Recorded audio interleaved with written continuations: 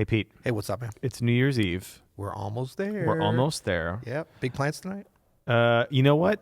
No gigs tonight. How about you? Let's get together and talk about jazz. How about that?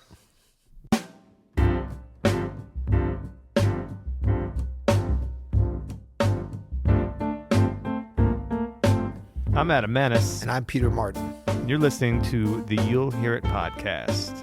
Version 3, V3, Season 3. Daily jazz advice coming at you. Season 3, 2019 is around the corner, and we are kind of ready. Well, we're actually kind of jumping the gun. We're starting Season 3 a day. We're so ahead of the game. We are like literally hours from 2019, but we're already on Season 3. All these other jazz podcasts, they got nothing on us. No, tomorrow they're going to be starting their Season 3. We're starting Season 3 today. Well, and today we're starting Season 3, but we're wrapping up 2018 with our 7 favorite jazz albums that were released in 2018. And we're starting here with number 1. What is this? This is the Bad Plus Never Stop 2.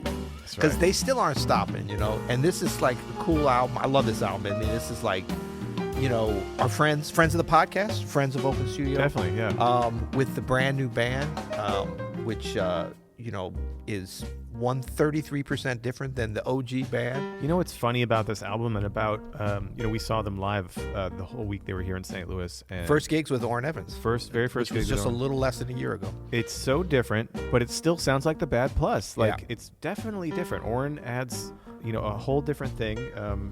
You know, Ethan Iverson's awesome, obviously. Yeah. But it's just that one, obviously, the one person in a trio can make that big of a change, but it still feels like the Bad Plus. It does. There's like an institutional vibe and institutional knowledge beyond any of them, which I think is such a cool thing. What they've created, I'm so you know, proud of them, and just I just love listening to the record. You know, I mean, I think all these that we came up with are ones that we, you know, either of us, if not both of us, just had a lot of enjoyment. They're not necessarily always the critics' choice, although a lot of these are on some of the, you know, New York Times and what was that, Paste magazine or whatever, top, whoever the hell they are, top jazz albums of the year. But these are like ones that we listened to a lot and just enjoyed this year that also came out this year. Yeah. There's so much good music that happened this year, and I'm glad to see the Bad Plus still making music after all these years and still making relevant, really good music. Yeah, and what I love about this album is it, you know, as you say, it's still it sounds like the band, but it definitely also sounds like they were able to achieve on this record. Starting a new chapter, obviously, with Orrin Evans coming in to fill the piano chair.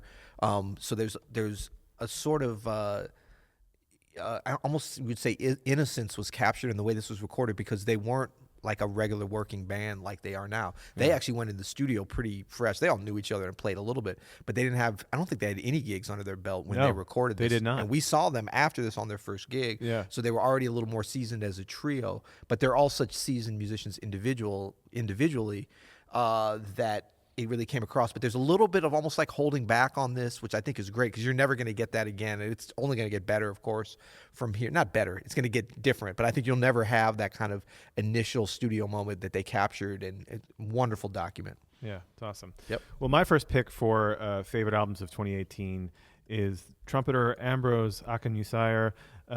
This is Origami Harvest. Let's have a little bit of a listen. Yep.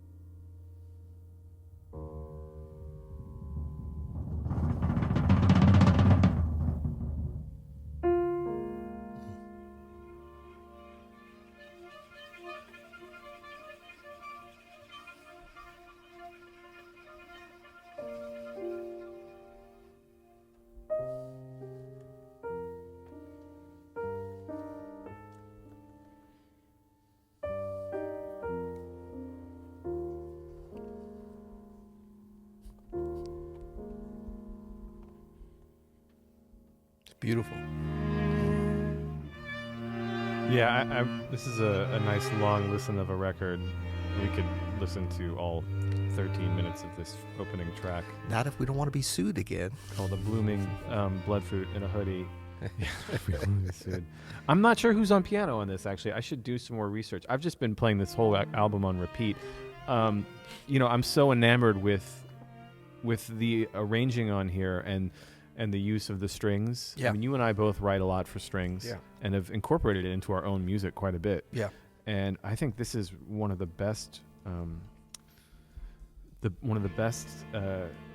collaborations, mixes of a string quartet and actual like jazz instruments that I've ever heard. The writing is incredibly sophisticated. The arranging is sophisticated. I like that it sounds like it was, recorded in a bedroom almost. It feels very close. Yeah. And the whole album is just so brilliant. I think that, whenever we talk about favorite albums and tracks, and you and I both, there's a common theme. Obviously, great music, great writing, all these things, but great sound is important to both of us. I mean, it really makes an impact on, and I would just say, I think everything that we have on this list, big tip of the cap to the engineers and the production, because it's such an important part still. I mean, I think even more so nowadays in our time of everything kind of being all over the place. But I got to check this. I'm ashamed to say I haven't listened to this record, and I seeing it on all these lists. I know it's a hugely impactful record of this year, and so I'm excited to dig into it. It's awesome, man. It's part of the whole, this new wave of music that's happening, and it's one of the best examples, I think. Here's a little more. Vision of vaccine, a cure even. The blurred reasonings rearing their heads like a hydra. Blood in my eye, bruh, and I can't see. But I still lead like a one-eyed king up in the land of the blind, bruh. I got my man on the line. He got one last job for a player. The sun blast rocks. And you know what? And we could talk about this a little bit, but this is this kind of the new thing right now. And there's not just like, a burning track and a ballad or whatever. I mean, it's a very specific artistic statement in a way that I think only someone of his generation can do. And it's a lot of extended tracks, extended, double CDs, double LPs, a lot of that really kind of stuff. stretching out. Yeah, I love it. And the incorporation of hip hop and electronic music, just not even if it's electronic or even if it is straight hip hop, but just like the ideas behind them are incorporated. Conceptual. The concepts. Really, Absolutely. really cool stuff. All right, what do we got for number 3? Okay, number 3, we're gonna go. I was gonna say old school, but Keith Jarrett, he's always relevant. Even when you forget about him for a quick minute, he comes out with something, and they release. I mean, this was recorded like 10 or 15 years ago, but his ECM recording that was just released this year, La Fenice. Let's check it out.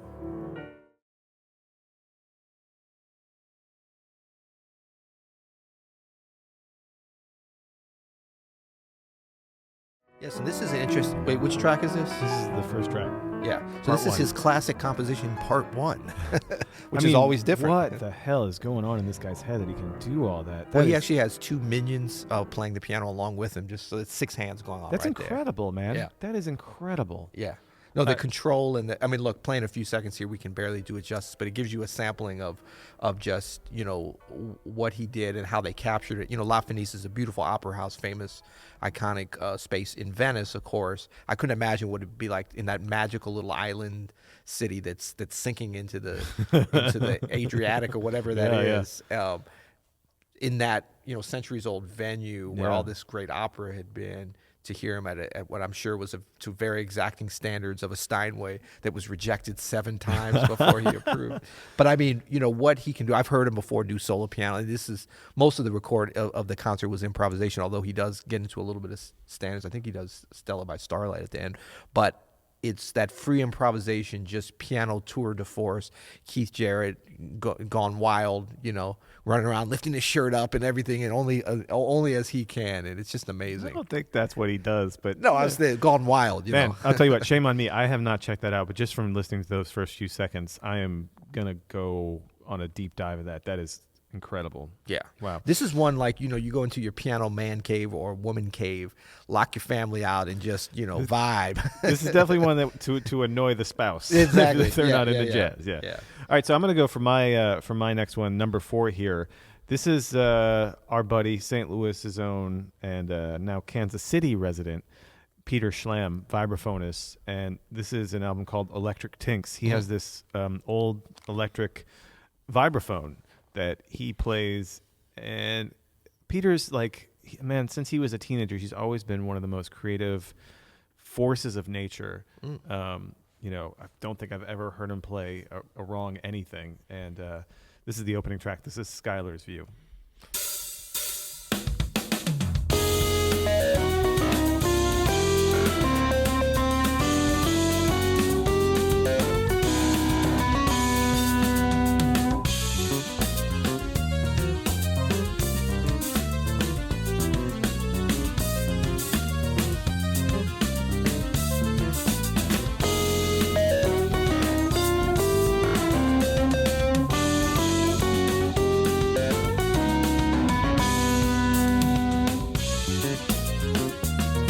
Yeah, so those are vibes. Those are electric vibes. Wow. And he gets that sort of distorted sound. And it becomes That's not triggering anything. No, it's like Wow. a distorted, crushed amp sound. It's your little blowing.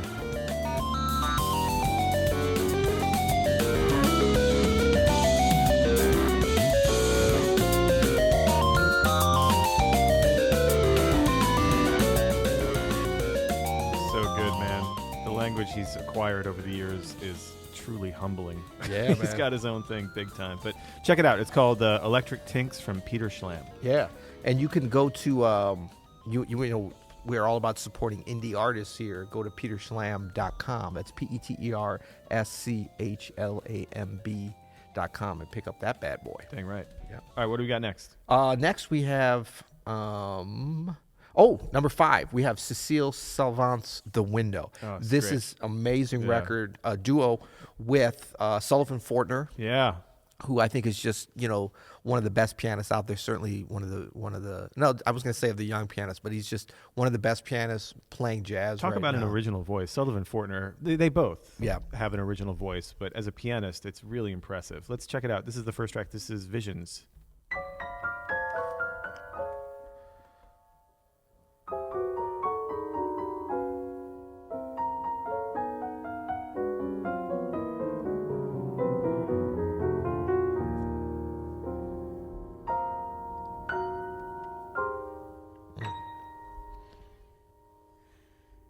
People hand in hand, have I lived to see the milk and honey land, where hate's a dream and love forever stands? Or is this a vision in my mind? Yeah, I mean, this is What else do you need? Yeah, yeah, You know? and I mean, the piano playing, Cecile's voice, the recording, amazing, and I love, you know, this is of course a Stevie Wonder classic from Inner Visions that is such an amazing lyric. What they've done, kind of deconstructing. I'm always a little reticent to say that, but that kind of is what they're doing, but in such an authentic way to their voices. Yep. As a duo, Yep. really. But I think that Stevie Wonder has one of the deepest catalogs for vocalists. Absolutely. And it's, you know, it's easy to kind of do a cover of a tune. I mean, it's not easy, but you can do a Stevie cover and kind of do it just like he did it, and you can be compared to Stevie. And it's still going to be good because it's such a, you know, deep catalog. But when you can change it and really bring it to your voice, have the confidence to bring it to your voice for both of them and present it in this way, wow, it's like, I mean, it's really like, it brings to mind some of the Ella Fitzgerald duo recordings, and I'm forgetting the piano. I think it was Ellis Larkins. They did, you know, like Gershwin and these wonderful songs, really high quality songs, and sort of made them their own and just laid them out there. And this, they're kind of playing around in that territory in a nice way. And the whole record is like that too. It's just start to finish. It's such Yeah. high quality, and two great young artists at the Yeah. top of their game, for sure. And it's funny because I think to them it's like, oh, that's like some old school. I mean, actually it is, even to me. I mean, that's like early 70s, you know, but Inner Visions, that's one of the deepest, I mean, just deepest cut, kind of fertile ground, I think, that's been both pulled out nicely, but more often sort of abused in the jazz world, or kind of bastardized or whatever. So Yeah. it's great to hear them drawing on that rich material It's awesome. in such a cool way. Well, so speaking of another original voice from a young pianist, one of my favorite records of this year is a solo piano record from fantastic young pianist named Glenn Zaleski. and he released it himself, and it's just start to finish such tasty and original playing. Let's check out the preview track.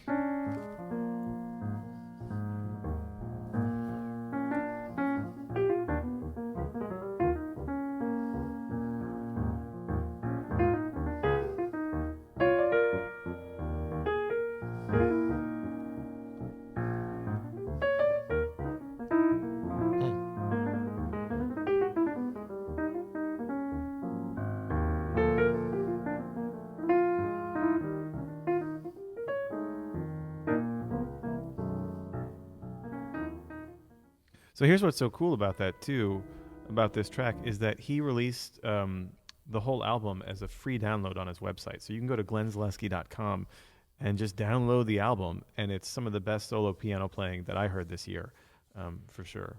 Yeah, and as we were listening to that, I actually downloaded his album. So I'm Perfect. glad that you said that. I mean, Yeah. that's such a cool thing. And we're talking about, supporting indie artists and stuff. Yeah.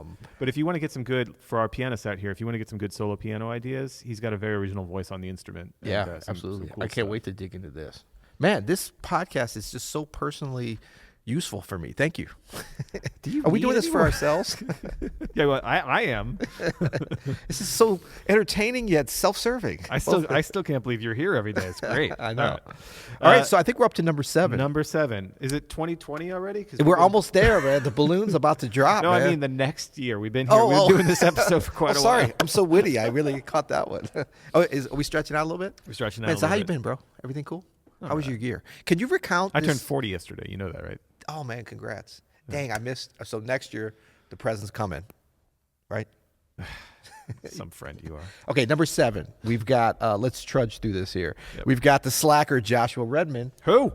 With an all-star group, but a super interesting project that they did. This was released this year, Still Dreaming. Yeah. I believe it's on None Such, but it's Brian Blade, Ron Miles on trumpet, Brian Blade, of course, on drums, So and cool. Scott Colley on So bass. cool. And this is a great record.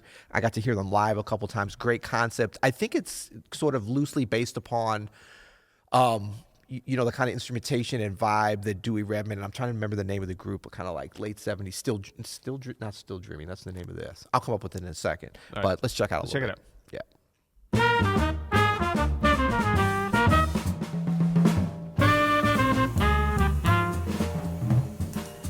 Man, Blade. Yeah.